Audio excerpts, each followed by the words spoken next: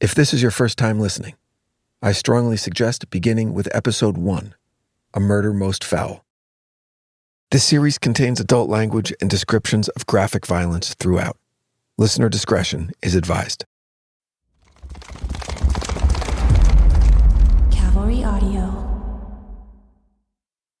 Before we get to the events of the early morning hours of October 6th, 1974, and the terrible death of Christine Taylor, now would be a good time to remember the events that led up to the evening of October 5th, the night before the murder. What was the tsunami of change that affected the Taylor family in the months, weeks, and days leading up to the murder that created an environment that would cause the enthusiastic exorcist, Reverend Peter Vincent, to knock on the Taylors' door and invite Michael down to the church for a good old-fashioned, charismatic exorcism? Oh, the Reverend suggested, it's probably a good idea to send the kids away. We could be there all night. Michael, apparently, was sick enough or disturbed enough or beaten down enough or embarrassed enough or scared enough or just simply tired enough that he agreed. But after what he had witnessed in his own living room, as Marie Robinson attempted to perform this same rite on poor Mavis Smith, how could he have had any confidence that these people had any idea what they were doing? Let's recap. Michael and Christine Taylor were a happily married couple and parents to 5 young boys. The economic situation in England in 1974 was a bleak one, and Michael Taylor was feeling the worst of it. Chronic back pain and a disappearing industrial working class in his home of Yorkshire County robbed Michael of any feelings of stability that had existed only months earlier. But he wasn't seriously depressed, maybe somewhat anxious with regard to future prospects, but things he believed would work out eventually. The Taylors had a friend in their neighborhood named Barbara Wardman. Barbara has been variously classified as a busybody, a good Christian, and a concerned friend. My contention would be that she's an equal measure of all three. Suffice it to say that Christine Taylor considered her a concerned friend because, on Barbara's advice, Christine suggested to her husband Michael that they attend a meeting of the Gauber Christian Fellowship Group. The Gauber Group was an offshoot of St. Thomas's Anglican Church and, like most Christian home groups, was a very informal worship group, not led by the vicar but by a lay preacher, where people could pray and sing and ask questions and enjoy honest human interaction that promised to fill the soul with joy and gratitude. Michael and Christine were so impressed that they converted to Christianity after the very first meeting, mostly due to the effervescent leadership supplied to the group by Marie Robinson. Miss Robinson was 22 years old and a self-described Jesus freak who often spoke in tongues and implored others to do the same. And she was an aspiring exorcist. She was also accused by Michael Taylor of being in league with Satan. More on that later. It should come as no surprise that after jumping into a close, intensely personal relationship with the young lay preacher, Michael soon found himself to be in love with Marie, despite having witnessed an attempted exorcism where an elderly woman in the group was basically attacked by Marie. But the heart wants what it wants, and Michael's feelings soon became too obvious to ignore. It was the aforementioned Barbara Wardman who suggested the two of them deal with their feelings in a healthy way, alone, in an upstairs bedroom, while Michael's wife and the rest of the group waited downstairs. What could go wrong? No surprise, Michael made his move once they were finally alone and was soundly rejected by Marie. Moments later, once they rejoined the group downstairs. They explained that they had overcome their passions and scored a great victory for the Lord. Then Marie took it a little too far and embarrassed Michael in front of the group, in front of his wife, by giving a detailed explanation of what actually happened in the room. Michael snapped and attacked Marie, grabbing for her throat, clawing at her face, until he was restrained by several members of the group. That would be Michael's final meeting at the Gauber group. Marie, however, wouldn't let it go. Her Christian faith demanded she try to help this obviously troubled man. Did she recommend a doctor or a therapist? No. She went to an exorcist, the Reverend Peter Vincent. On hearsay alone, the good Reverend was certain that Michael Taylor was possessed. Really, really possessed. His first attempt to get Michael and Christine to agree to an exorcism was rebuffed. But then Michael's behavior took a turn for the worst. Obsessed with phases of the moon, demanding his neighbors drink milk, screaming in the streets for no apparent reason. Michael was spiraling and was just vulnerable enough that when that knock on his door came on that fateful night in October, he agreed. From Cavalry Audio, this is The Devil Within. Episode 5. Misery Acquaints a Man with Strange Bedfellows.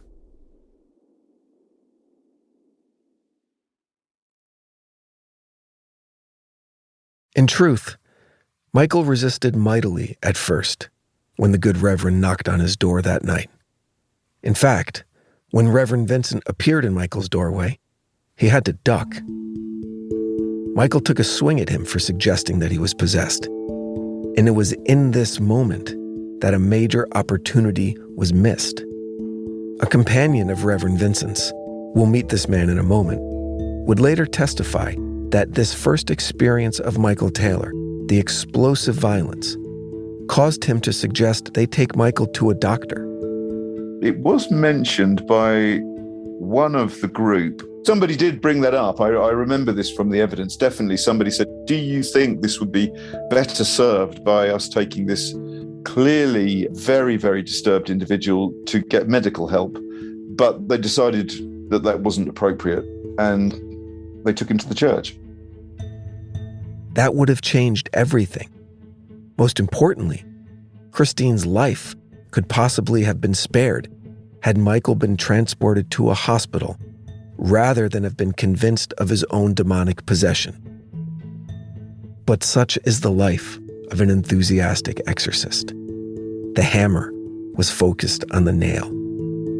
And Reverend Vincent was successful in convincing Michael to join him at St. Thomas's. One interesting detail that was perhaps carelessly overlooked by investigators was Michael Taylor's accusation that Marie Robinson was, at the very least, a Satanist, and was most likely herself possessed by the devil. But obviously a man accused of a grisly crime whose sole defense is that he was insane at the time of the murder, then really why would anyone believe his supernatural claims about a woman he once claimed to love? But if we dig a bit deeper into Marie's religious background, we find the possibility that Michael might not have been too far off.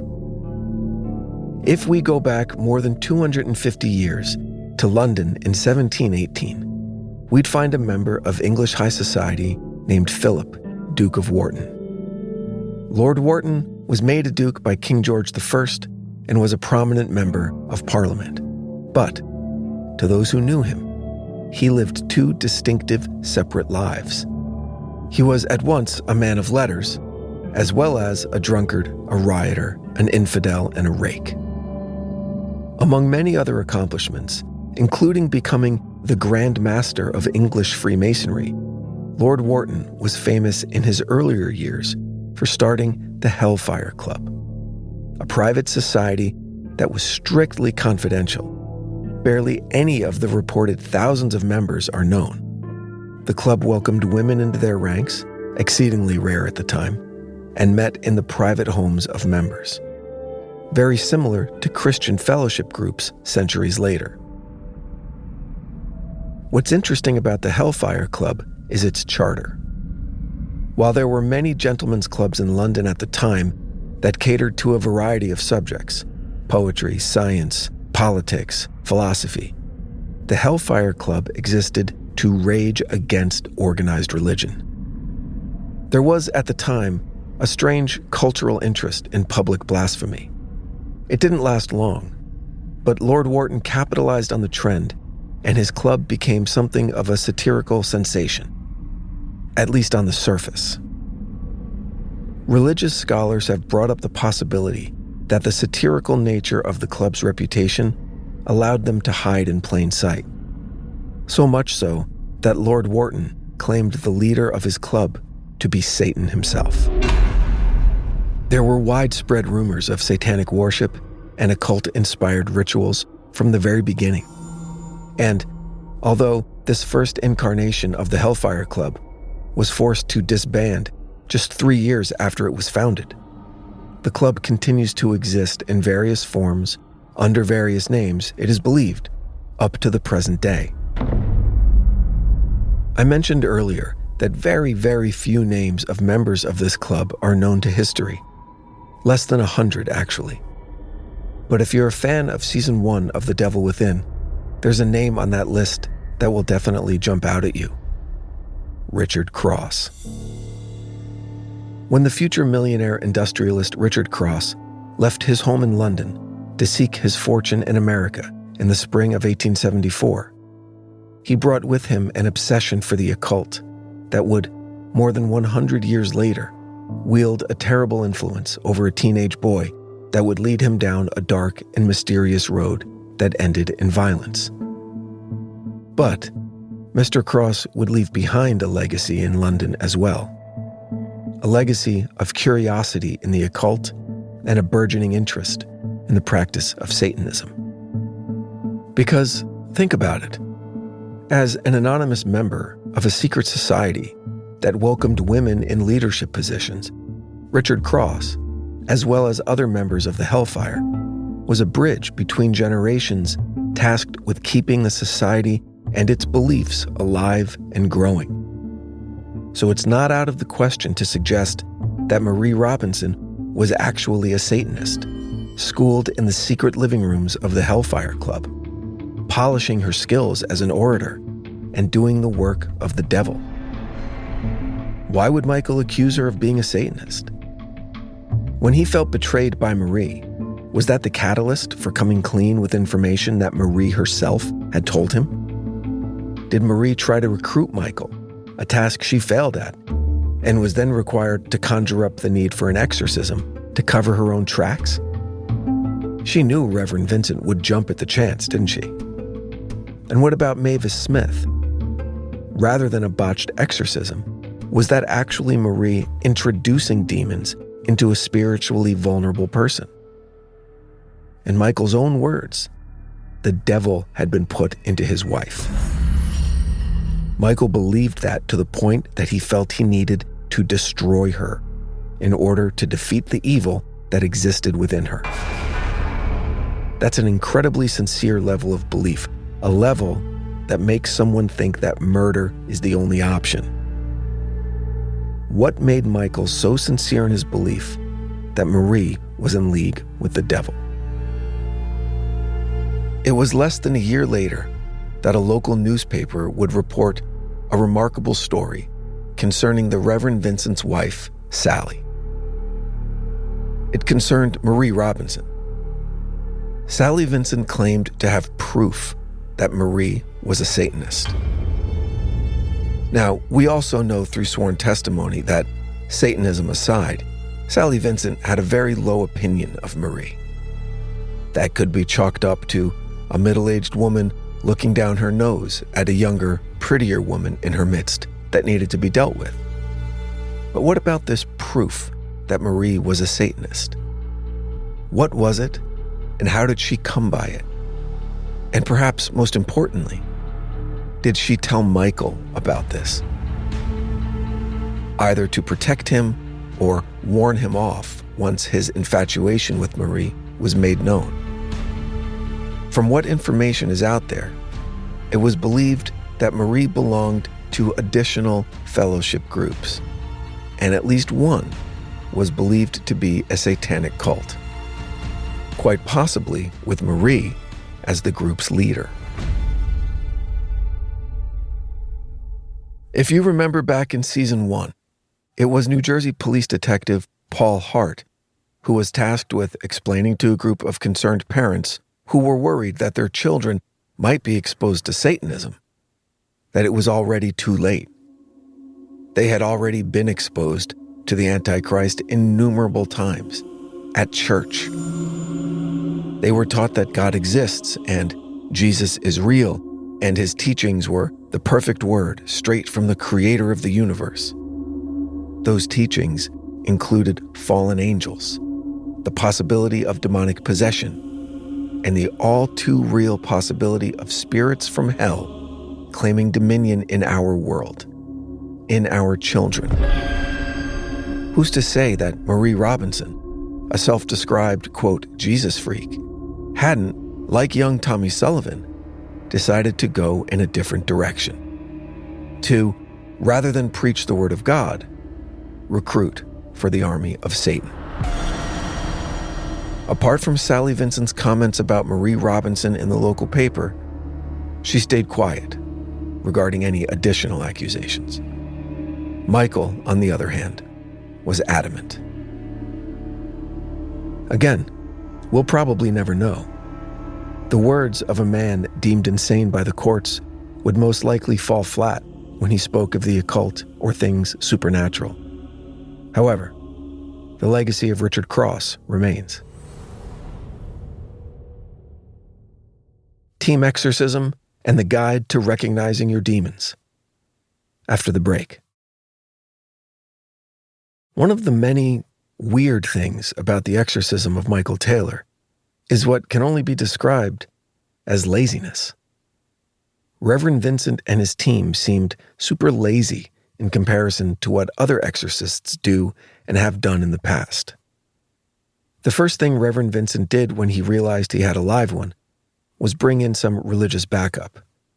A nearby Methodist priest named Reverend Ray Smith was recruited at the last minute to help out and make sure things didn't get out of hand.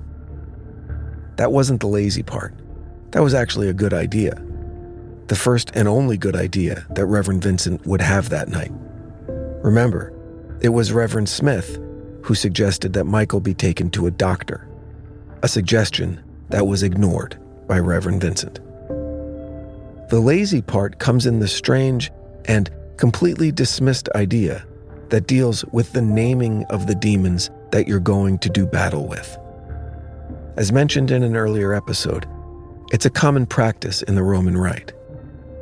But at St. Thomas's that night, we had an Anglican and a Methodist, so the Roman Rite was out the window. Instead, at the inquest, Peter Vincent mentioned the, quote, tendencies, unquote, of the demons he and Reverend Smith identified within Michael. Reverend Vincent appeared from later testimony to believe that you have a demon whose kind of remit is lust, another one whose remit is violence or whatever it might be. That's certainly what is apparent from his later testimony. This is caused by a demon somehow creating this situation. And that's what he suggests to Michael. There were others. Blasphemy, incest, lewdness, bestiality. We can assume all the deadly sins were covered: gluttony, pride, wrath, sloth, envy, greed, and lust. But it's so much more than that. What about the demons that lie to you? Or the demons that actually aren't that bad? I mean, Astaroth is just a really loud breather. Seriously. And the demon Citri simply, quote, inflameth men with women's love, unquote. Admittedly, in this case, that proved bothersome, But, otherwise. Then the demon Aim gives you knowledge of unknown things. And Renove, as mentioned in an earlier episode, allows you to speak and understand any language. It's not too shabby. And Vassal is the third in line for the throne of hell. And all he wants to do is help you find things that have been lost. But then there's Asmodee, demon of wickedness and twisted sexual desires. Sure, he'll obey the commands of the Almighty, but you have to call him by his name. And if you aren't familiar with Paimon, you won't know that you need to make an offering to this great king and loyal servant to Lucifer. So that's what I mean when I accuse Reverend Vincent of laziness. It just seems like he didn't do his homework. And because of that, Michael Taylor seems to have had a very hard time of things. Well, we know he resisted to some extent, but then at the same time, they got into the church, and even though there were 3 grown men, I don't think there's any evidence that they literally bundled him there physically. So one presumes there was at least an element of acquiescence to Michael going to the church. But I think you've got to bear in mind the state that Michael was in. Just imagine, you haven't slept for days. You're hallucinating with tiredness, with shame. You must know what the neighbours are thinking about you. You are at your lowest, the lowest of the low. You don't know where to turn to. You don't know what to think. I don't know if you've ever gone without sleep for 2 or 3 days, but it is the most extraordinary sensation.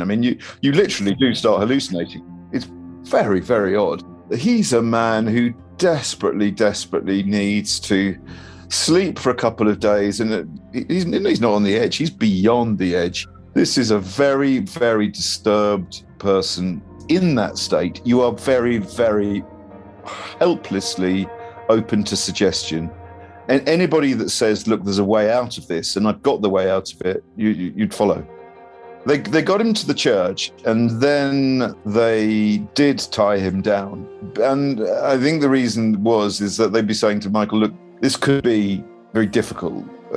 Casting out a demon is good. This could be physical, and, we've seen this before, and you probably will need to be restrained. So we don't know how much level of coercion there was, whether they literally tied him up or whether Michael acquiesced. But one way or another, we do know that he was restrained. Exhausted, emotionally broken, very likely hallucinating from lack of sleep, and now restrained, probably against his will, and facing down an exorcism. What could possibly have been going through Michael Taylor's mind? They started the exorcism, and this is when we do know something about the technique. They had small symbols of the cross, one of which was pushed into his mouth. They sprinkled the church's holy water on him. Bear in mind, he's tied down. And then they called on the demons to come out. And according to the Reverend Vincent, inside Michael were not just one, but many spirits. There was one called incest, another that called himself bestiality, one was called masochism, heresy, and so on. There was one crucial omission, which we'll come to. But anyway, all of these terrible behaviors were caused by individual demons. So this wasn't a process of, come out, Satan, that's it. No. This was, there were many. In Christian belief systems, God is more powerful than the devil. And they would always say that that's what, people get wrong. And ultimately, God is stronger, and the power of Jesus is stronger. And that's what you need to do, is to impress upon the spirit who's in spiritual control. Of course, different demons, different spirits have different strengths, and some may be more formidable adversaries than other. It's a personal battle. The spirits are personal things. They have personalities. They are real beings. We're not talking about ideas. They are real beings. They're real in a spiritual sense. Bound at the wrists and ankles, a wooden crucifix shoved into his mouth, men standing over him yelling and throwing holy water over his face and body. Then it got physical. These guys went hands-on to expel these demons of the spirit world. This checks a lot of boxes if you're making a case that Michael Taylor was tortured for 8 hours. I think that the mental torture is probably the worst of all. Imagine if you're losing your mind and you think or suspect or feel that there is something within you which is causing you to do terrible, terrible things. And then somebody comes along and says, yes, you're right, and we're going to strap you down and we're going to talk to these things. And the terrible, terrible things, incest, bestiality, all of these things, and that we must take them out of you. Imagine if you're in a suggestible state, what that does to you. Is it any wonder that you go berserk? I mean, you are in a very, very, very vulnerable state. And for all the history of everything we've been talking about, and now we're here. Over 40 demons, but unbelievably, they felt their work was unfinished. By the early morning, they were all very, very tired.